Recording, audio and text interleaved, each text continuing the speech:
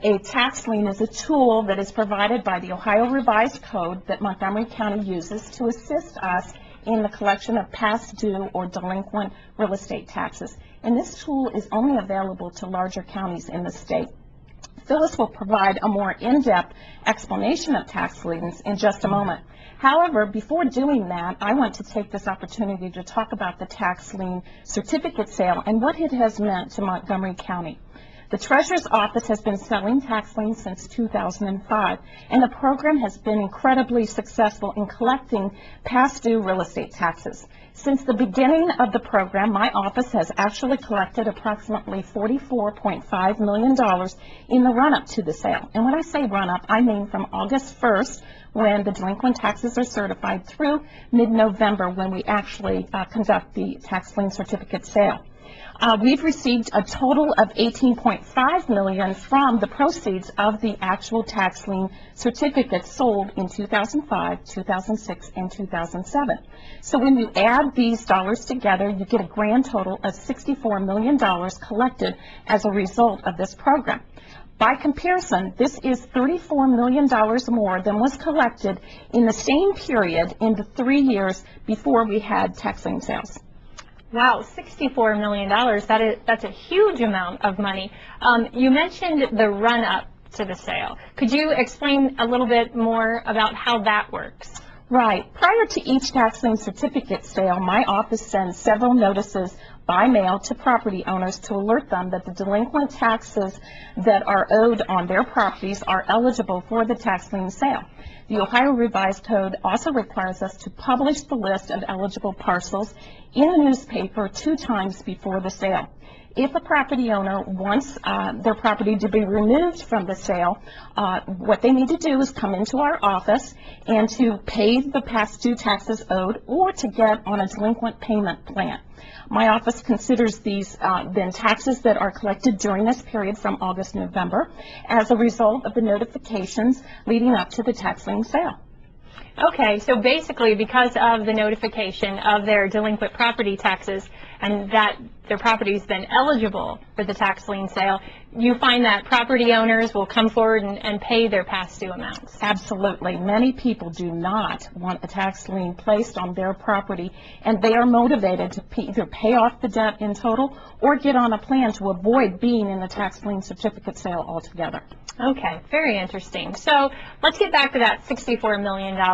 I don't suppose your office just gets to keep that money. Not quite. No, those tax dollars will be distributed to the taxing jurisdictions such as the schools, the libraries, the parks, the local governments who are owed that money. And for example, Dayton Public Schools benefits greatly from the delinquent taxes that we collect during the tax lien certificate sale, and it goes directly back to them as quickly as possible to benefit them. Okay, great. Now you mentioned that you brought someone from your office with you to talk about specifically these tax liens. I'm very pleased to introduce my manager of tax liens, Phyllis Hewitt, who is with me today. Welcome to our show. Thank you for inviting me. Well, we're glad you're here. You know, Carolyn's done a great job of explaining how the tax liens work and how they help Montgomery County. Can you exactly explain what a tax lien is and how do you go about selling these liens? A tax lien represents the total delinquent or past due taxes on an individual property plus penalties and fees.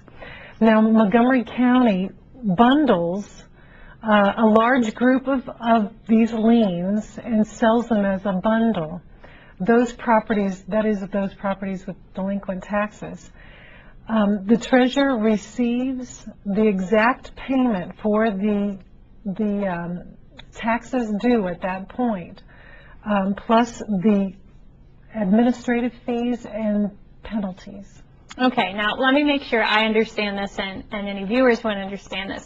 You're actually selling the liens for the delinquent taxes. You're not selling anyone's property. That is absolutely correct. We are not selling anyone's property. Rather, we are selling the lien for the delinquent taxes. Okay, so if I'm a property owner of one of these parcels and it's been bundled, what does it mean for me?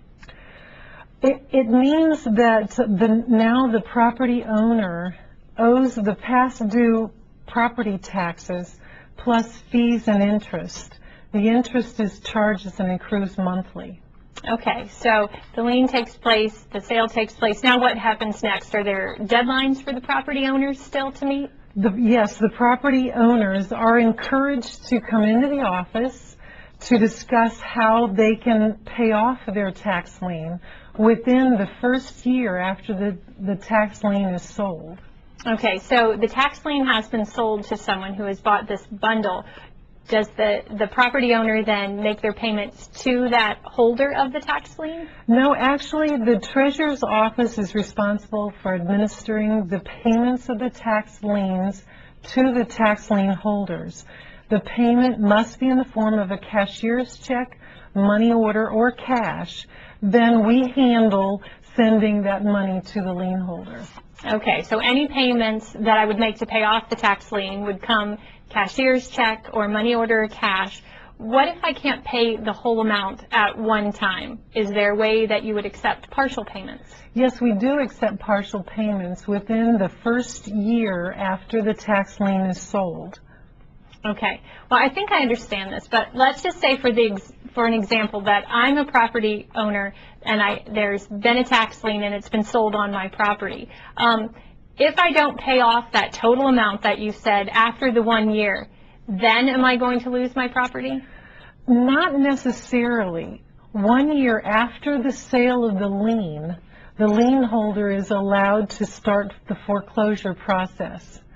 But during that process, and actually up to the sheriff's sale, the property owner can still pay off that lien.